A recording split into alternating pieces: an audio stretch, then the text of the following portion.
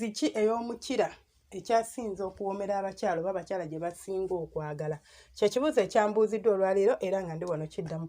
Baaniriza mwena abeekuumira ku Senga 5356 mwebale kwekuumirako era nga nsiima mu abalaba abo vidiyo bwange oba audio bwange bwe ba uploadinze. Gwe omupya nga gwe omulundi gwe ogusooka kansuubira ojja kunyumirwa era ojja kufunamu ekyokuyiga. Era bw'oba nga by'owulidde bikunyumidde bikusanyudde nja kusaba obeere nga at least ompaayo ekigalo womala subscribing n'akadako okagatteko. Nga tetunnaba kugenda kulaba ku size ya mukira ky'abakyala gye basinga okwagala. Kye ngenda okusooka bagamba nti waliwo kye tuyita average size.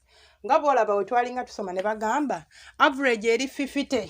Ogenda below average oba ne bagamba average leero eri 70. Bw'ogenda below average kibooko. Nti omuntu yenna aba afunye ensanvu aba ayiseewo ku kaguwa. Kati kye bayita average. Kati bwe twogera ku average size y'omwami, omukira bwe guba guyimye bulungi, average size eri between inch 5 ku inch 5.16. Eyo yeri average. Wabula si yeesingayo.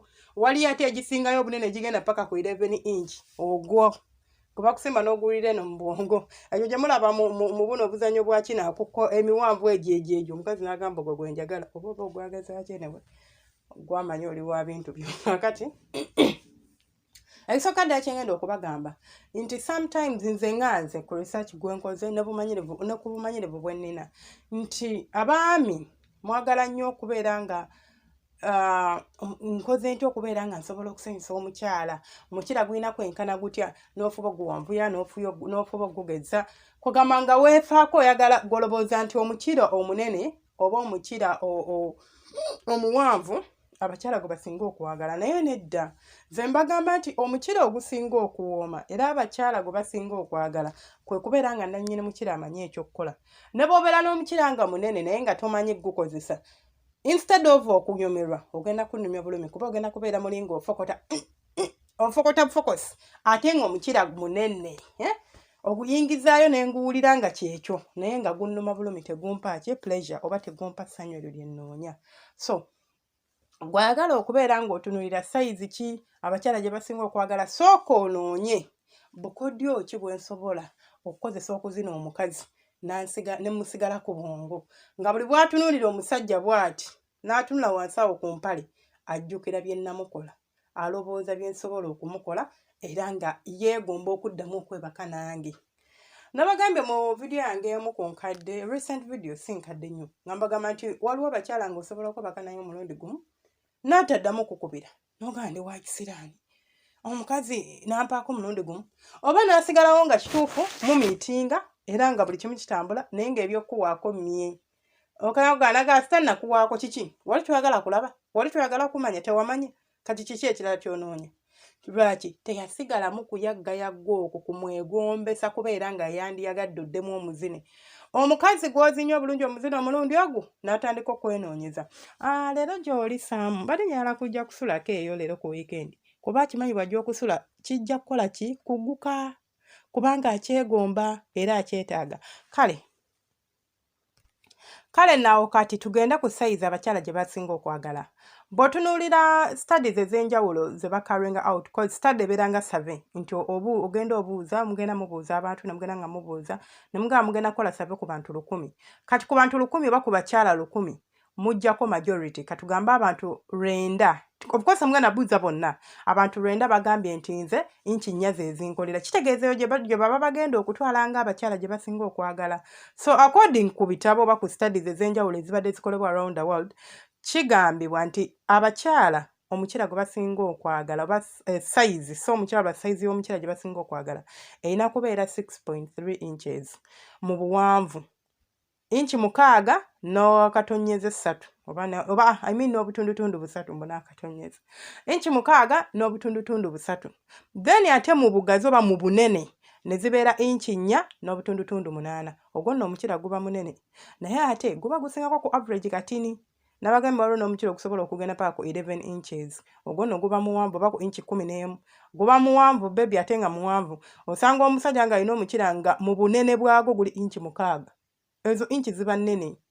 So omukira ogwandibadde gwe abadde ambuuza ekibuuzo oba gwe yeebuuza ekibuuzo nti mukira size y'omukira ki abakyala gye basinga okwagala ziba inchi 6 n'obutundutundu 3 oba inchi 6 n'obutundutundu 3 awo wabamala. Then nga guyimye tokwata omukira ogutayimye n'ogupimapima n'otandika okubeera nga gwonoonya. Omukira guba guyimye size ebeera ya njawulo ne bwe guyima size era ebeera ya njawulo. So mu bunene oba mu like muno mu bunene bwagwo zibeera inchi 4 n'obutundutundu 8 gwe gumukira abakyala abasinga gwe basalawo okulonda oba gwe bagamba nti nze nandibadde njagala omukira nga muwanvu bwe gutyo oba nga munene bwe gutyo. Wabula era ne nkujjukiza nti ne bw'oba olina ekika ky'omukira bwe guti n'okwata measuring tape ng'oyimye ne weepimako ne weekuba olukoba n'ogamba ya gwegwa, ogwo omukira gusobola still okubeera nga tolina mukyala gw'ogenda kusanyusa nagwo, nga buli gwe weebakako teyeegomba kuddako olw'enkozesa yaagwo. Abamu mulowooza okuzina emmana vigorously oba mu like ng'okozesa maanyi nga toweeza muntu nti kyekisanyusa abakyala. Nedda mukwano, bintu bingi ebisanyusa abakyala mu kwezina, like ng'ovudde ku kyokuba nti ofokasinga ku kituli, ebifo ebirala ebireeta essanyu byo bitunuulidde, emmanoofu by'okulaba nti tekala. Nabagamba emmana ekala olw'okuba nti oluusi obwongo bwaffe butuuka ne bushiftinga n'obeera nga bibakola tobyagala n'ekala. Naddala ka stress ako ke kasinga okubireeta. Wabula si kokka, waliwo n'okuba nti hormones zigaana. Like nga mu butuufu omukyala mwali mu moment awulira akwetaaga naye emmana n'egaana ne yeediima nga geetonnyeko geego tekyayagala. So awo wenkugambira mukwano gwange omulungi nti bw'obanga oli mu mbeera bweti nga emmana ekaze otuuse mu kaseera bwe katyo osobola okukozesa ke bayita lubricant. Waliwo lubricants ze batunda ze tuyita water based. Bannange Mukama yeebale n'ekijjukira, mulekeraawo okuwandula amalusu mu mmana z'abakyala bammwe oba ez'abakazi. Naawe omukyala ampuliriza, tokkiriza musajja kuwandula mu malusu. Lwaki akufujjamu amalusu? Ekigambo kye nandikozesezza ekituufu oba nti kyesittaza, kinneesittaza nze ng'omuntu, simanyi ggwe bwe kiri naye kinneesittaza omuntu okuwandula amalusu mu mmana yange, kinneesittaliza ddala. Musobola okukozesa lubricants gye ziri, musobola okukozesa bu oil gye buli, n'asinga ku mukira n'akuzina ne munyumira rather than okufujjayo amalusu. Ago amalusu tegalina kirungi kigali mu mabi. Obyo bye muvaamu n'olaba ng'otandise okumera obusundosundo wansi eyo tobutegero gasenga ninayo buzimbazimba naye ate si buzimba naye nze obukabeera nga bulinga obusundo. Malusu. Amalusu galina asidi agalimu nga go. Taata aligawandula eri wansi. Wansi wali fragile. Amazzi gayo agazaalibwayo oba agatondebwayo ng'omuntu ayimye ganjawulo ku malusu ge bakuteekamu. Bw'aba ng'omukyala we alina ekizibu nti ali ku family planning akozesezza eddagala ly'amazzi biganye, like okwezina temukuleetera kubeera ate nga ugamba nti mukalu like kubeere nga kuba bowa.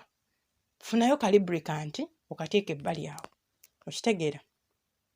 So ebikola okubeera nga omukyala yeegomba omukira n'agamba waaw, n'omuzina n'akusigala mu bwongo bingi tebiri just ku size. Mwomufokasinga ku size ate wemumala ogifuna n'ofokasinga ku kituli. Ewasigadde yonna n'ogamba eyo ye wamanyi wafaafaaga nebyayo nze sigenda kukutuka nayo. So kitegeere nti omukira size abakyala gye basinga okwagala oba abakyala abangi gye basalawo gye balonda nti ffe eyo gye twasalawo yeyo gye twagala erina kubeera inchi 6 n'obutundutundu 3 andi mu bunene ne zibeera inchi 4 n'obutundutundu 8. Eyo omukyala agiraba n'agamba temukosa si nnene nnyo si ntini eri awo kyekyo. Naye bwe tudda ku average size gwe teweepima n'obeera ng'olina average n'otandika okulafuubana nti teweesimanya mbu omukira teguwera. Guwera.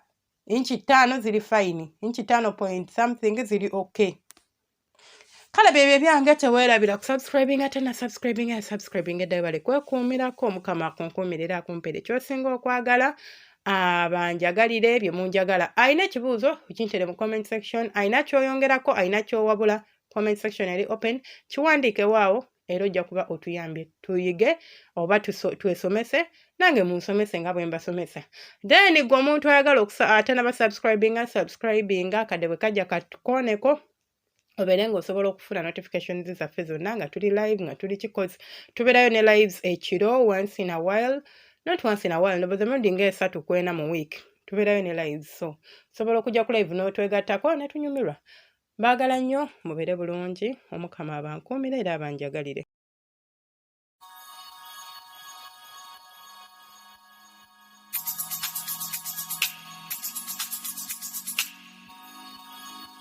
Yeah, yeah.